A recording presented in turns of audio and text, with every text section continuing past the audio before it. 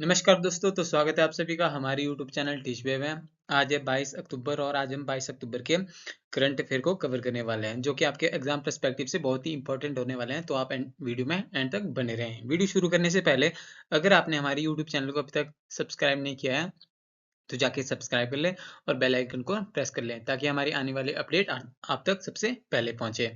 तो आइए शुरू करते हैं बिना किसी देरी के।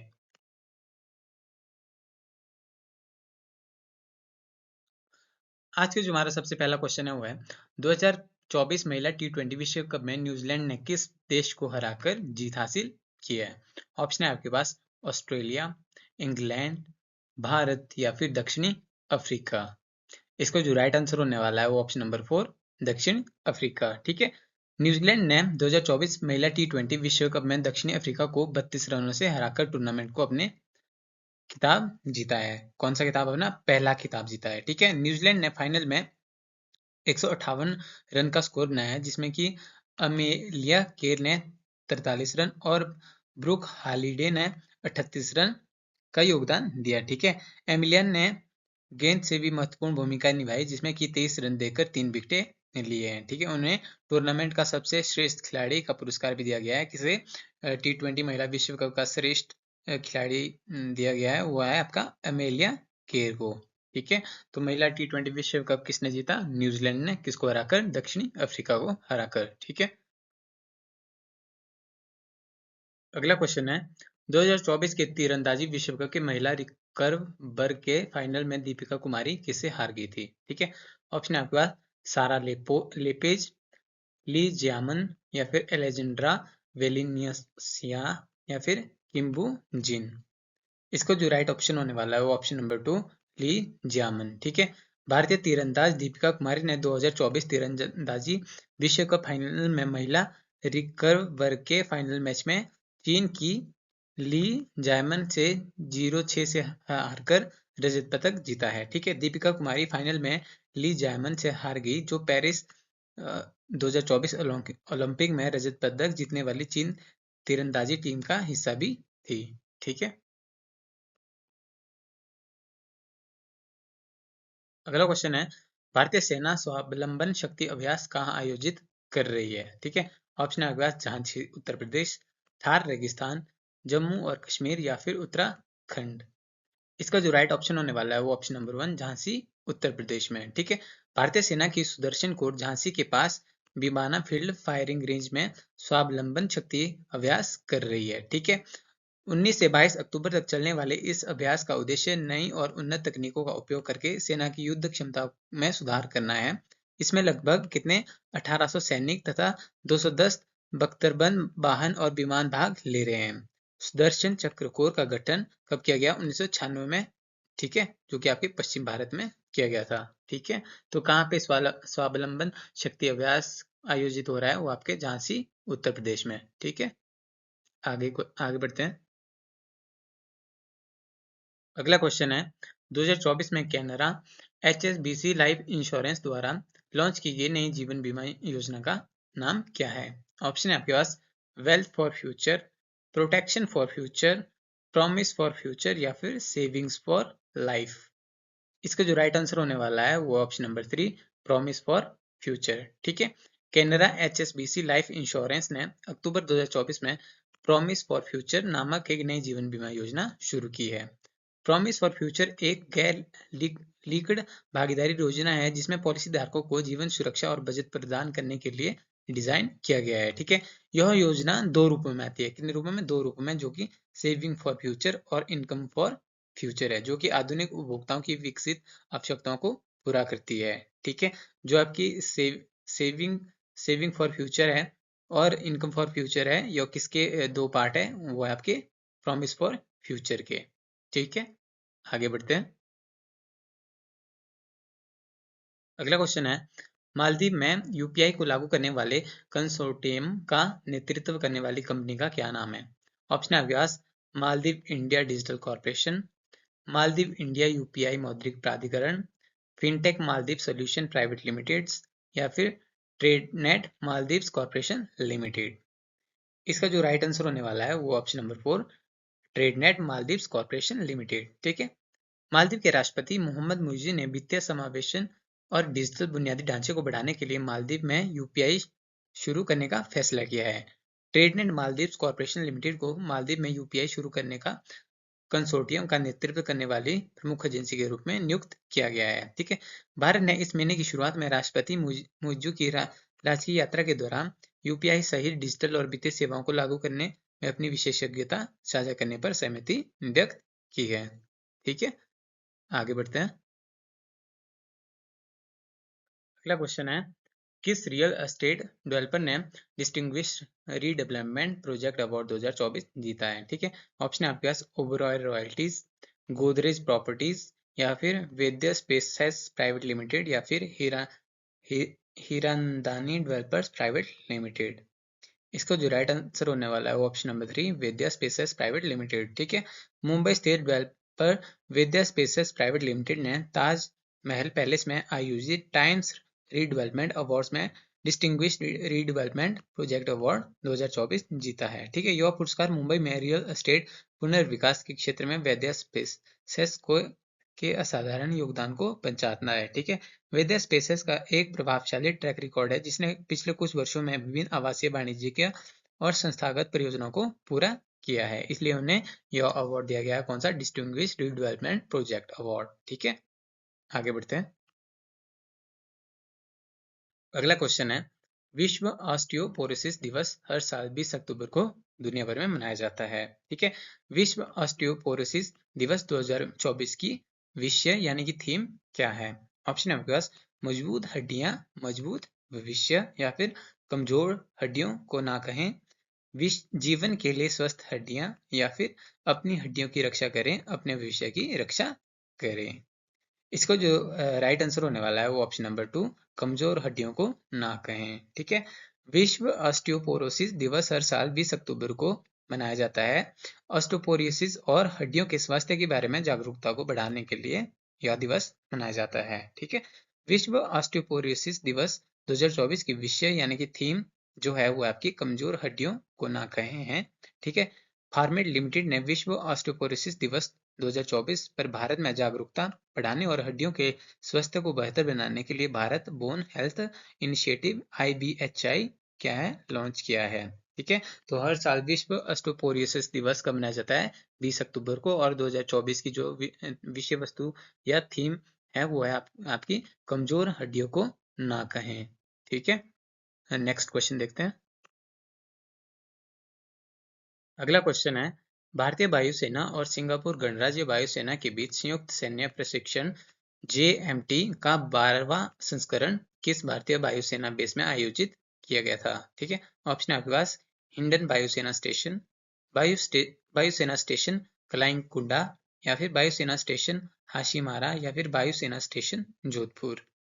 इसका जो राइट आंसर होने वाला है वो ऑप्शन नंबर 2, वायुसेना स्टेशन कलाई कुंडा। ठीक है।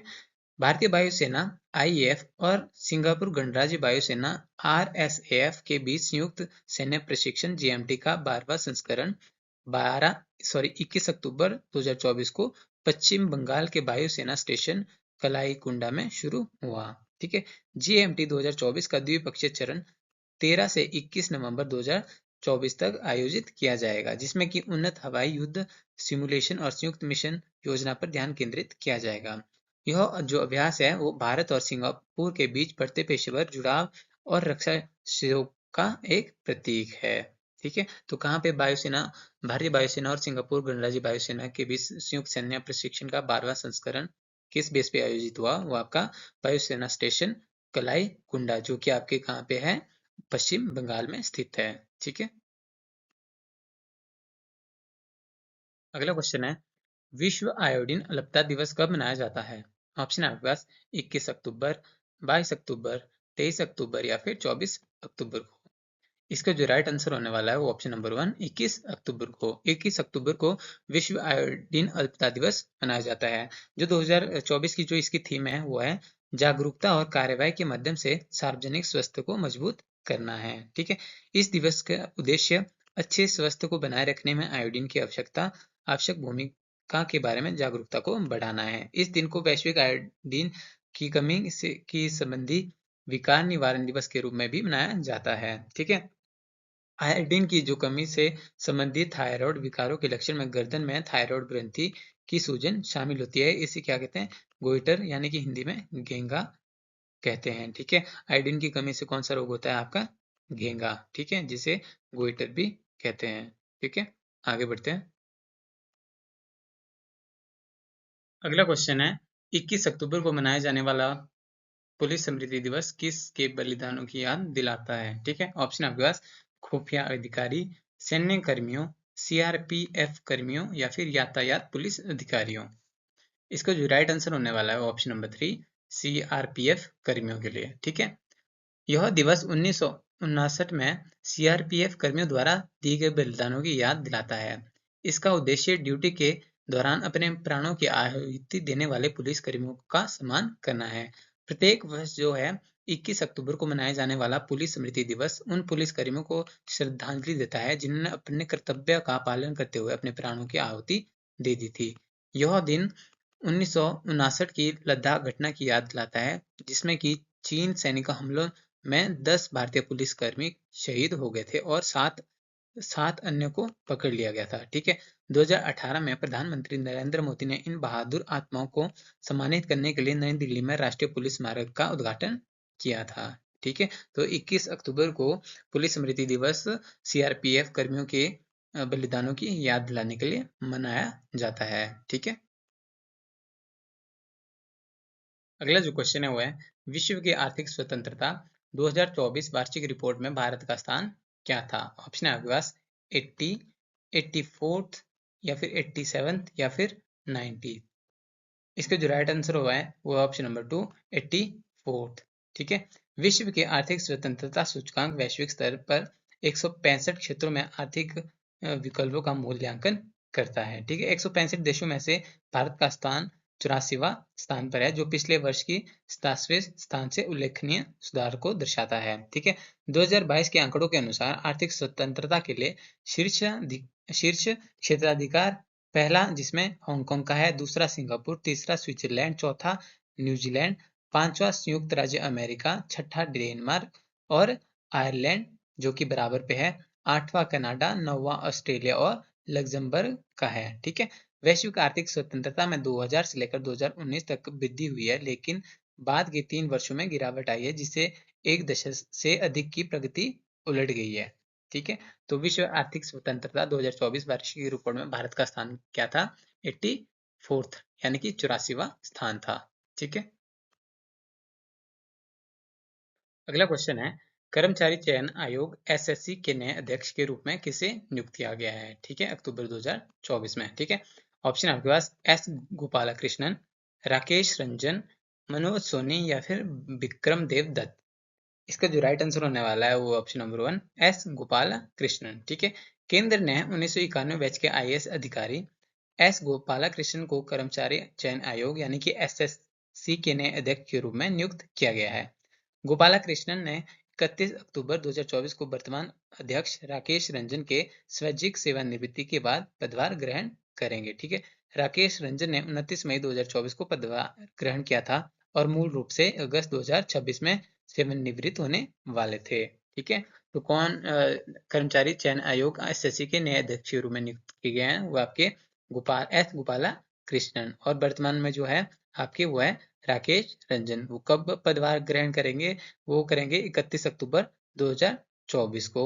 ठीक है। क्योंकि राकेश रंजन जो वर्तमान के अध्यक्ष है, उनका क्या है, स्वैच्छिक सेवानिवृत्ति लेने के बाद वे क्या करेंगे, अपना पदभार ग्रहण करेंगे। कौन? एस गोपाला कृष्णन। ठीक है। आगे बढ़ते हैं। अगला क्वेश्चन है, भारतीय वाणिज्य और उद्योग मंडल आईसीसी के अध्यक्ष के रूप में किसे नियुक्त किया गया है? ऑप्शन है आपके पास अभय उदय जिंदल, रतन टाटा, मुकेश अंबानी या फिर एन आर नारायण मूर्ति। इसका जो राइट आंसर होने वाला है वो ऑप्शन नंबर 1, अभय अभ्युदय जिंदल। ठीक है। जिंदल स्टेनलेस ने एमडी अभय जिंदल को आर्थिक विकास और नवाचार पर ध्यान केंद्रित करते हुए भारतीय चैम्बर ऑफ कॉमर्स का अध्यक्ष नियुक्त किया गया है। जिंदल आईसीसी को स्थायी व्यावसायिक प्रथाओं के लिए उत्प्रेरक के रूप में देखते हैं, जिनका लक्ष्य भारत को 2047 तक $35 ट्रिलियन अमेरिकी डॉलर की अर्थव्यवस्था बनाना है। ठीक है, तो इसका जो मुख्यालय है वह है आपका कलकत्ता में, और जो इसकी स्थापना हुई है वह हुई है 1925 में, किसकी? भारतीय वाणिज्य एवं उद्योग मंडल की। ठीक है, आगे बढ़ते हैं। अगला क्वेश्चन है, गोवा में आयोजित भारत ओमान द्विपक्षीय नौसैनिक अभ्यास नसीम अल ब में कौन सा भारतीय नौसैनिक पोत शामिल था? ऑप्शन है आपके पास INS Vikrant, INS Trikand, INS Shivalik या फिर आईएनएस कोलकाता। इसका जो राइट आंसर होने वाला है वो ऑप्शन नंबर 2 आईएनएस त्रिकंड। ठीक है, भारतीय नौसेना और ओमान की शाही नौसेना के बीच निसाम अल ब कौन सा? निसाम अल ब नौसैनिक अभ्यास 13 से 18 अक्टूबर को गोवा के तट पर हुआ। अभ्यास के जो है 2 चरण थे। ठीक है, जिसमें कि पहला चरण कौन सा था? बंदरगाह चरण था, जो कि आपके 13 से 15 अक्टूबर तक हुआ, जिसमें कि पेशेवर वार्ता और विषय विशेषज्ञ आदान प्रदान पर केंद्रित था। जबकि दूसरा जो चरण था वो था समुद्री चरण, जो कि आपके 16 से 18 अक्टूबर में संयुक्त नौसैनिक अभियान शामिल थे। ठीक है, तो भारतीय नौसेना पोत कौन सा शामिल था इसमें? आईएनएस त्रिकंड। ठीक है, और किन दो देशों के बीच हुआ है? भारत और ओमान के बीच। ठीक है, कहां पर? गोवा में। ठीक है, आगे बढ़ते हैं। आज के जो हमारा अंतिम क्वेश्चन है वो है, फरवरी 14 के चुनाव में लगभग 60% मत हासिल करने के बाद इंडोनेशिया के 8वें राष्ट्रपति पद पर किसने पदभार ग्रहण किया? ऑप्शन आपके पास जोको विडोडो, या फिर प्रबोवो सुबियांटो, या फिर सुसीलो बम्बंग युद्धोयोनो, या फिर मेघावती सुवर्णपुत्री। इसका जो राइट आंसर होने वाला है वो ऑप्शन नंबर 2 प्रोबोपो सुबियांटो। ठीक है, प्रोबोपो सुबियांटो ने 20 अक्टूबर 2024 को 73 वर्ष की आयु में इंडोनेशिया के 8वें राष्ट्रपति पद की शपथ ली। ठीक है, पूर्व विशेष बाल कमांडर प्रोबोवो सुबियांटो ने इंडोनेशिया के 8वें राष्ट्रपति के रूप में पदभार संभाला। ठीक है, उन्होंने 14 फरवरी को लगभग 60% वोटों के साथ चुनाव जीता, जिसमें स्कूली बच्चों के लिए निःशुल्क भोजन जैसी नीतियों पर जोर दिया गया। विश्व का तीसरा सबसे बड़ा लोकतंत्र और सबसे अधिक आबादी वाला मुस्लिम बहुल देश इंडोनेशिया अब 73 वर्षीय राष्ट्रपति के नेतृत्व में नेतृत्व देख रहा है। इंडोनेशिया की जो राजधानी है वो कौन है? जकार्ता। ठीक है,